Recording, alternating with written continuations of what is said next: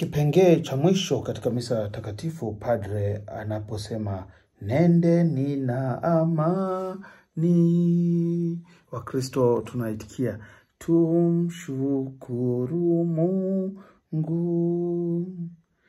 Tunasema kwa lugha ya Kiarabu, idhhabu bisalamil masihi.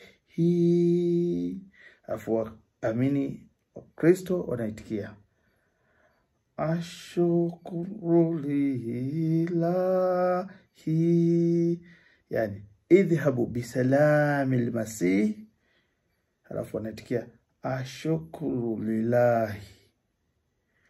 Idhhabu bisalamil masih, yani idhhabu ni inakuwa katika command.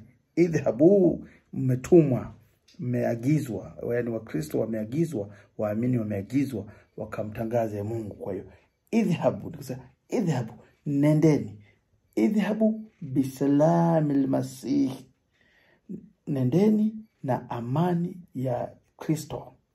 Alafu wanaitikia waamini ashukuru lillahi, ashukuru lillahi, ashukuru lillahi, ashukuru lillahi.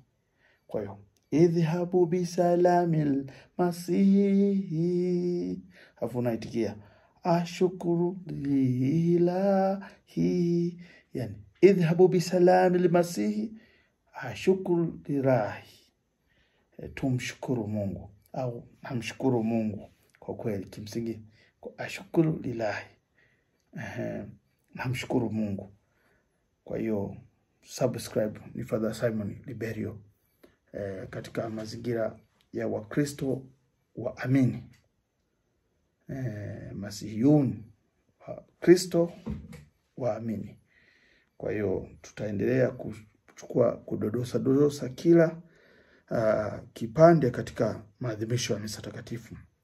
Kwa hiyo tumesema idhhabu, maana yake nendeni. Idhhabu, unawatuma wengi. Idhhabu, idhhabu, idhhabu. Kwa hiyo wengi, idhhabu bisalami, na amani, kwa kimsingi kwa amani, au with the peace, kwa amani, almasih, Kristo. Kwa hiyo idhhabu ni nendeni, bisalami na amani, almasih, Kristo. Kwa hiyo inaunganishwa idhhabu bisalami, bisalami almasih inaunganishwa. Yani ungeweza kuona idhhabu kwamba idhhabu bisalami almasih, ashukuru lillahi, namshukuru Mungu.